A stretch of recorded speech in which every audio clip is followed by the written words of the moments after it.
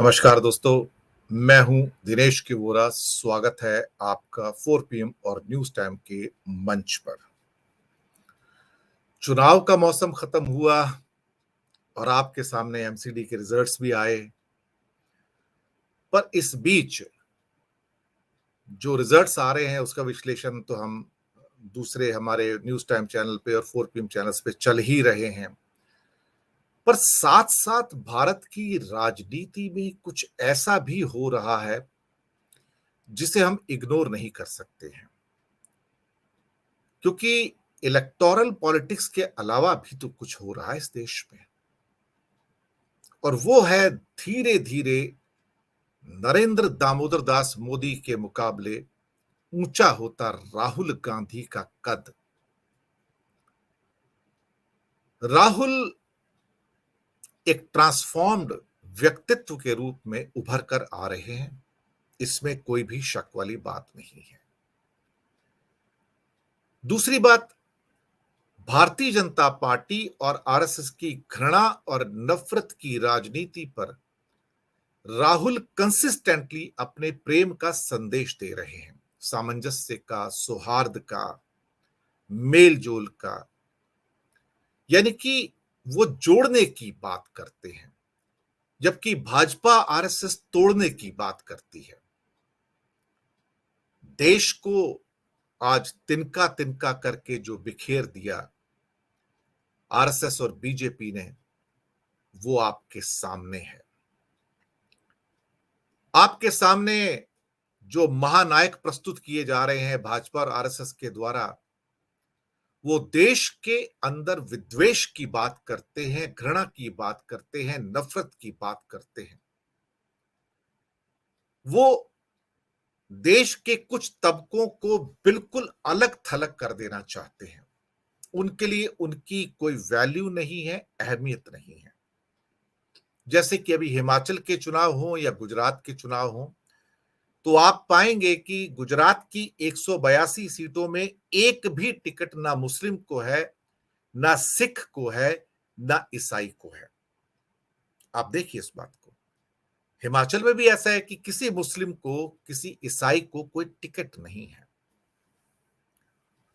दरअसल ये भारत की माइनॉरिटीज को एक किस्म से राजनीतिक परिदृश्य से काट कर फेंक देना चाहते हैं, और ये इसका मूल किस में है? मूल नफरत में है, घृणा में है। इनकी घृणा इस लेवल तक है कि इन्हें हिंदुओं से भी घृणा है।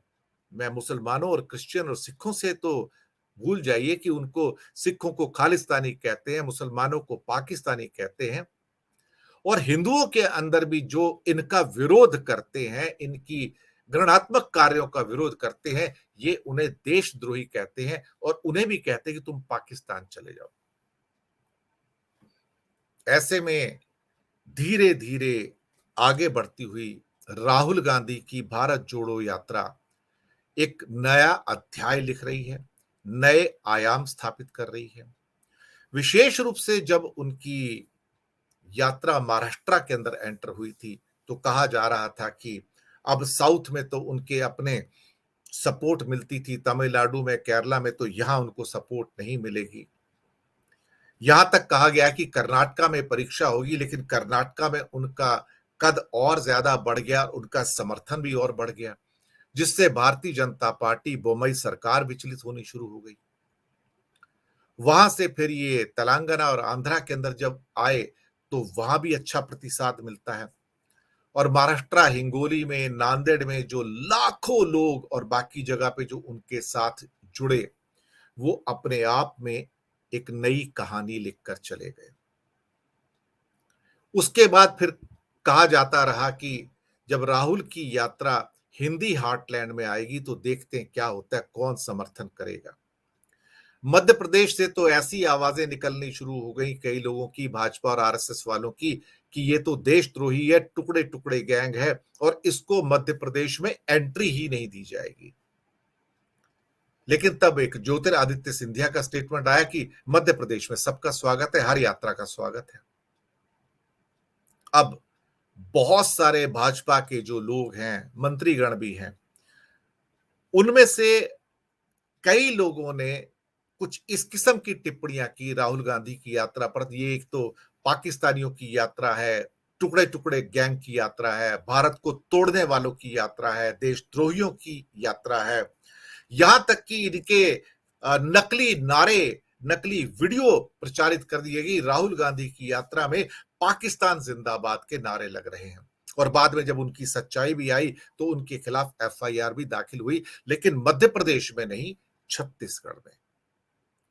दरअसल हर तरीके से सैबोटेज करने का प्रयास किया जा रहा है राहुल की यात्रा को भारतीय जनता पार्टी, आरएसएस और उनके एफिलिएटेड विंग्स के द्वारा, कि कैसे इसका नाम बदनाम किया जाए, कि कैसे इनकी हिम्मत पड़ गई कि गांधी जी के बाद पहला ऐसा व्यक्ति आजाद भारत में आता है जो इतनी लंबी यात्रा करता है, और हमने यात्रा नहीं की तो इसको हिम्मत कैसे पड़गी, तो इसकी यात्रा को तोड़ दिया जाए, इसके ऊपर ऐसे दोष लगा दिए जाए जो कि देशद्रोहियों के टुकड़े टुकड़े गैंग के हों। मैंने पहले कहा कि भारतीय जनता पार्टी का हर कार्य घृणा से भरा होता है, नफरत से भरा होता है। आप देख लीजिए, कोई भी उनका कार्य होगा वो नफरत से भरा कार्य है। प्रधानमंत्री कई बार कहते हैं कि आप इनको पहचानते हैं ना, इनको इनके लिबास से पहचान सकते हैं, इन्हें आप इनकी टोपी से पहचान सकते हैं। आप सोचिए, मुसलमानों के प्रति जब ये शब्द निकलते हैं प्रधानमंत्री के मुंह से, तो आप सोचिए कि प्रधानमंत्री के मन में 25 करोड़ के तबके के प्रति कैसे कैसे मन के अंदर विचार आते हैं। फिर खासतौर से जब सत्यपाल मलिक ने जब एक शब्द कहे, किसानों की यात्रा पे 700 किसान शहीद हो गए, और वो प्रधानमंत्री से मिलते हैं, तो सत्यपाल मलिक के शब्दों में कि प्रधानमंत्री मोदी जी मुझसे कहते हैं कि मेरे लिए मरे थे क्या, वहां पर प्रधानमंत्री की जो अपैथी है, जो अलूफनेस है या असंवेदनशीलता है, वो झलकती है। दरअसल प्रधानमंत्री के हर कार्य के अंदर असंवेदनशीलता झलकती है, और वो ये भी जताने का प्रयास करते हैं कि इस हिंदुस्तान में किसकी इतनी हिम्मत है जो मुझे चुनौती दे सके। कभी कभी बहुत सारे व्यक्ति इतिहास में ऐसा हुए हैं जो जिन्होंने ये कहा कि मुझे चुनौती कौन दे सकता है।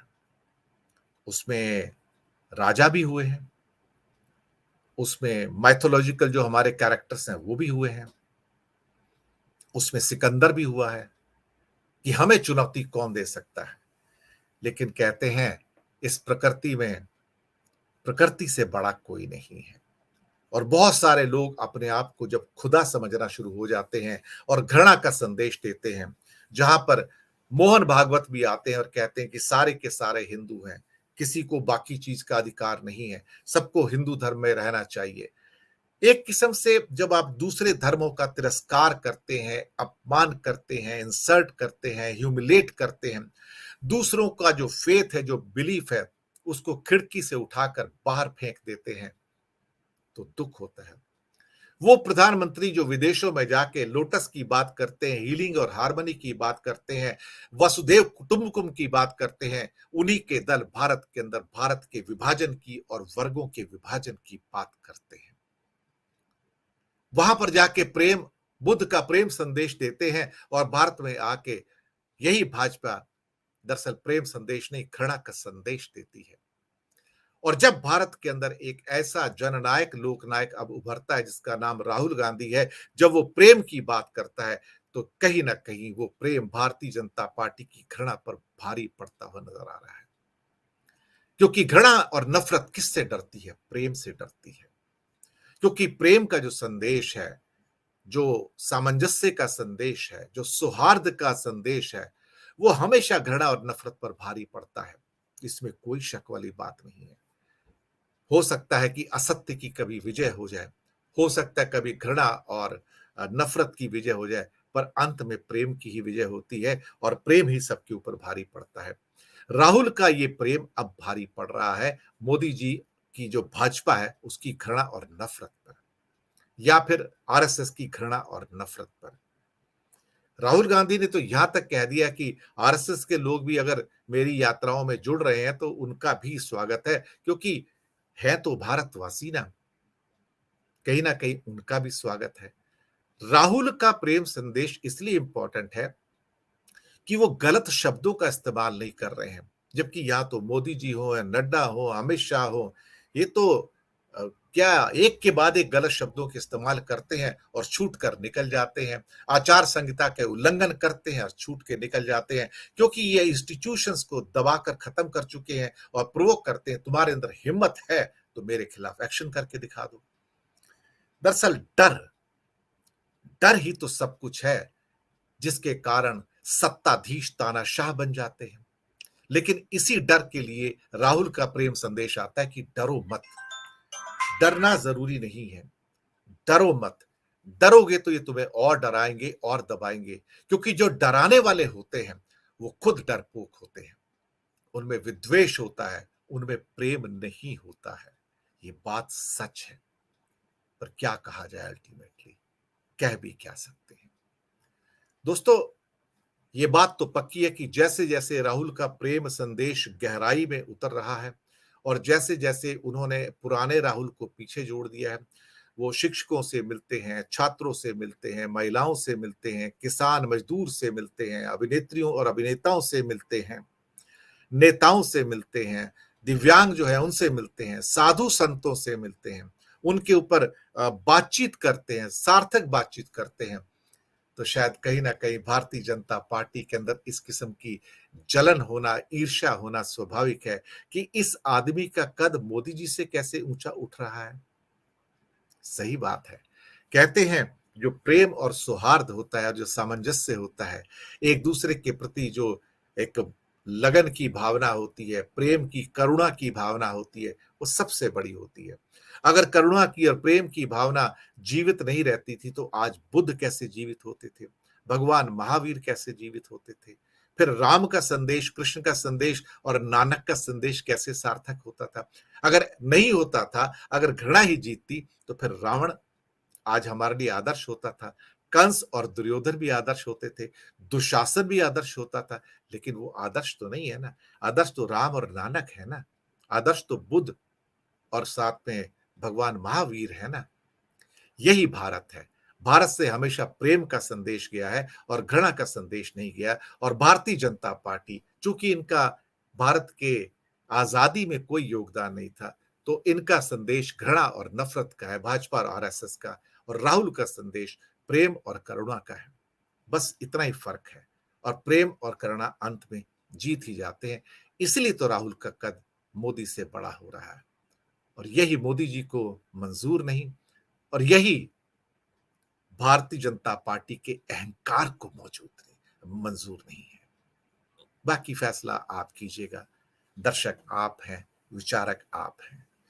इन्हीं शब्दों के साथ मैं आपसे आज्ञा लूंगा। 4P और न्यूज टाइम को सब्सक्राइब कीजिएगा, बेल आइकन दबाइए और हमारे विश्लेषण पर फीडबैक जरूर दीजिएगा। धन्यवाद आप सबका।